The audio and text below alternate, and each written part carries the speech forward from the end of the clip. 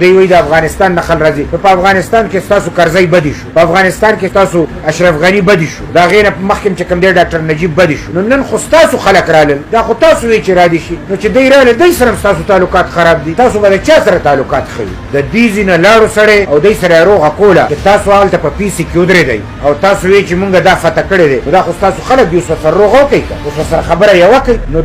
اوس دا خلک هم چې کوم دی تاسو یې مخالف شو او دا غزینه راځي، خدای ته وګورئ د پښتنو د ګیروان نور لاسونه وباسي. بېشماره بچي شهیدان شو، خویندې میندې شهیدانې شو، جوماتونه زموږ شهیدان شو. یا خو راته صفا وایي چې دا پښتانه حدیث نه کډو کي، ځکه چې زما وجود د دې دپاره ځکه رکاوټ دی چې دلته دې غرونو کې کم دولت دی، د دنیا ټول غټ ملکونه دې دولت تغلی دي، دهشتګردي د ټول نه منافع بخش کاروبار دی، د دنیا غټ ملکونه او د دې سهولت کار دا ورسره ملګري دي او دوی دا پیسه ګټي او د پیسې په قیمت زما وینه تویږي. کاروباري سړی کاروبار نه ختموي، کاروباري سړی خپل کاروبار زیاتوي، خو چونکې مرمزه نو موږ پښتنو ته آواز کوو چې دا واقع شو، اوس اپریشن ډېر ضروري دی. نو دا خو داسې خبره لکه چې ګینې دی د دې خبرې په انتظار وي په پښتونخوا کې داسې یو څو واقعات وشي، د اپریشن ته به حالات ښه شي. مونږ خو چې د اپریشن مخالفت کړی دی هغه مونږ په ډېر صحیح بنیادونو کړی. مونږ هغه خلک یو چې مذاکرات هم کړي دي او زموږ په حکومت کې اپریشن هم شوی. مونږ د دې په فضل سره زموږ مذاکرات هم کامیاب او زموږ اپریشن هم کامیاب. مونږ چې د ملکن مذاکرات کول، امریکې هم وی چې مذاکرات نه دي پکار، پاکستان اسټابلیشمنت هم مذاکرات نه پکار، اپریشن پکار دی. مونږ د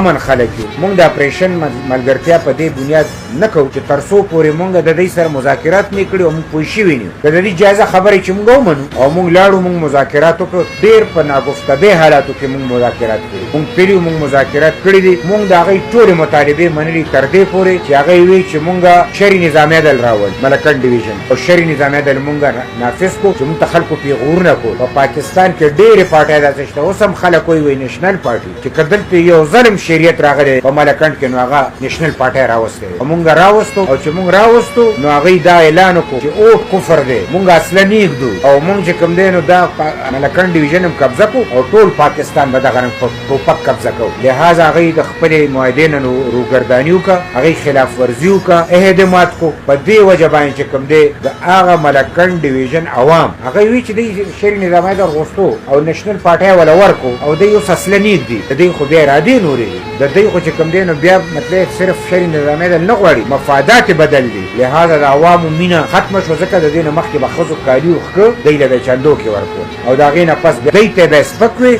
او مونږ سره مینه کوله او دغه زمونږ مذاکرات کامیابېدلو چې د عوامو مینه د دوی د زړه نه ووته او د هغې نه پس عوام د دوی نه جدا شو، دوی یوازې شو او هغې نه پس بیا 15 لکه کسان IDPs شو او په تاریخي وخت کې مونږ واپس کړ او فوج مونږ ته وی اپریشن کوو، تاسو به مونږ سره ملګرتیا کوئ، مونږ به مونږ کوو. تر نن ورځې مونږ د سزا